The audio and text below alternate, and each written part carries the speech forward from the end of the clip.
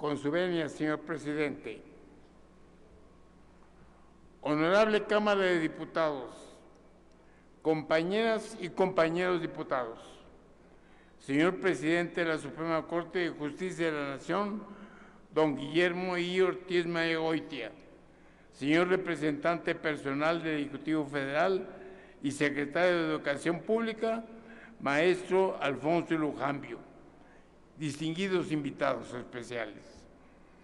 Recordamos el día de hoy la gesta social de mayor significancia en México. Es comparable únicamente con la insurgencia libertaria que nos dio nación y nacionalidad.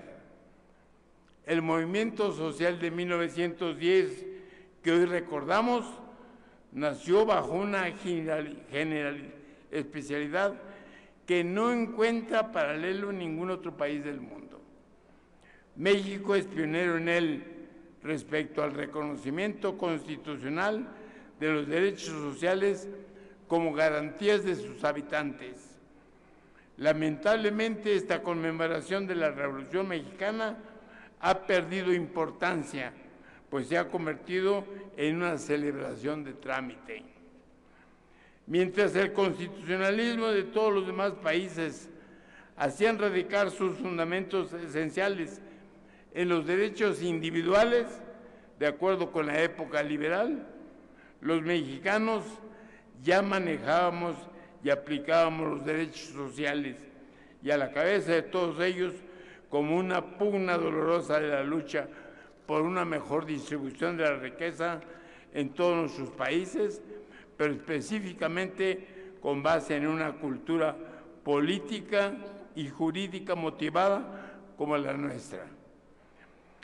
México es quizá el país más representativo del constitucionalismo en materia de libertad y de unidad, sobre todo juzgándose por el trato a los pueblos indígenas, sojuzgados por europeos que hicieron valer una superioridad éticamente dudosa y políticamente tiránica y abusiva, lo cual impidió durante algún tiempo de nuestra historia los justos reclamos y reconocimientos a una raza indígena o mestiza, hasta que lo hizo la revolución, que siempre ha tratado de superar sus orígenes bajo el mandato de la dictadura europea, que son verdaderamente indignantes.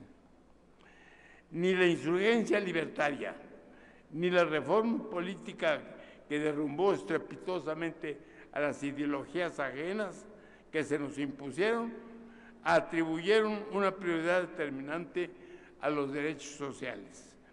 Estos encontraron su voz en un sentido de igualdad y justicia que ya desde entonces nos era entrañable.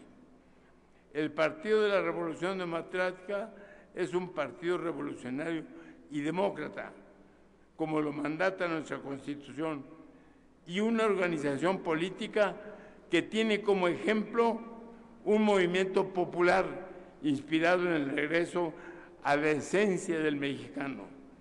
Nuestro movimiento social de 1910 en todo momento pugnó por el reconocimiento de los derechos sociales, principiando por la reprobación al peonaje agrícola y el inicio de las garantías laborales de los trabajadores en general. Todo ello sin detenernos específicamente en su condena definitiva a los monopolios y al acaparamiento de las mercancías de primera necesidad. Por ello, el artículo 39 de nuestra ley fundamental, en 1917, confirmó todas las razones sociales para instalar en México un sistema político que ubicara la soberanía nacional en el pueblo soberano. Pero este mandato trasciende aún más cuando con gran visión estatuye que todo poder público tiene su origen en el pueblo y que éste solo resulta válido si se establece para el beneficio del propio pueblo y solamente llenando tal fin.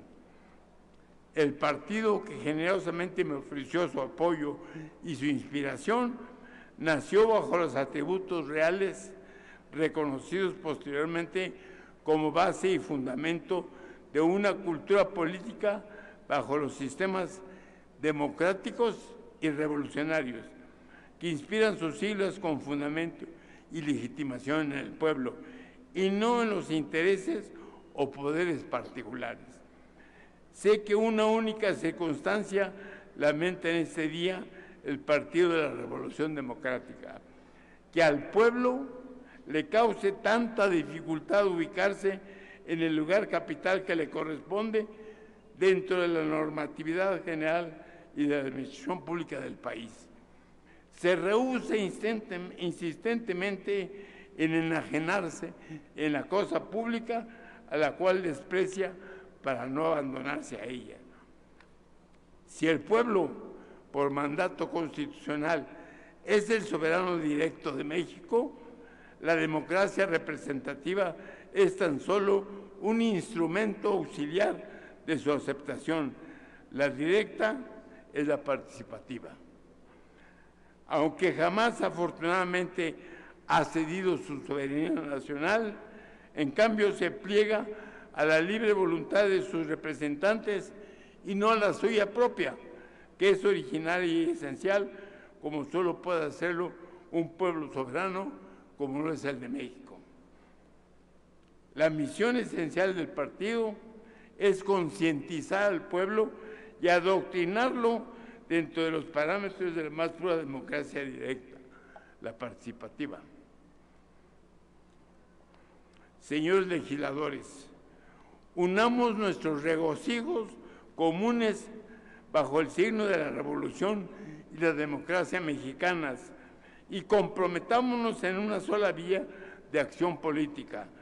No esforzarse tanto para obtener un beneficio particular o partidista dentro de la revolución, sino para plasmar a la histórica Revolución Mexicana que hoy recordamos y revivimos en el accionar político común. Es precisamente bajo el signo de la unidad nacional que con el aval del partido he hecho un llamado al cambio de nuestra actual cultura mestiza para tomar lo mejor de ambas excelsas culturas bajo el lema "Cambia tú, cambia México". Es patente que la nacionalidad mexicana, desde antes de la llegada a América de los europeos, es pluricultural. Las etnias nativas del actual suelo mexicano eran similares, pero diferentes. Los ahora mexicanos acostumbrados a vivir un natural pluriculturalismo es el que nuestro artículo 2 de la Constitución ha proclamado y predicado como esencia de nuestra cultura nacional ya después de nuestro subyugamiento. Las excelencias de la unión de nuestras dos culturas sobresalientes, la española y las indígenas, sobresalen en el moderno mexicano, sobresalen y se colapsan. Ello ha dado vivencia a un mexicano indeciso, contradictorio, de fatiga y de algo índice de desempleo, evasor de su realidad. Un mexicano contrapuesto e individualista, porque así es de hecho su pluriculturalidad. Es menester que bajo un signo unitario colectivo forjemos al mexicano que resultará igual que históricamente lo ha sido siempre, pero se ha reforzado en su individualidad. Un cambio cultural exige de personas y de escuelas, y esta con claridad de propósitos y sentidos de rumbo. Pronto experimentaríamos los excelentes resultados de nuestra auténtica pluriculturalidad y de nuestra versatilidad latente, aunque siempre presente. En cambio, si se acepta, solo podría llevarse a cabo por los padres de familia, que son los forjadores naturales de los individuos, y por la acción de los maestros primarios, que son una sucesión natural de los padres, convencidos de la acción del cambio cultural en nuestro país. De los padres de familia de México bien informados, todos estamos ciertos y seguros, pero no sobraría pensar en una escuela para padres de familia. De los maestros, solo nos podrán decir ellos mismos y sus dirigentes. ¿Podríamos confiar que ese cambio se ha producido ya en México o está en vías de producirse? En ello nos jugamos nuestra nueva revolución, esta pacífica, aunque requiere ser dinámica, muy dinámica. Muchas gracias.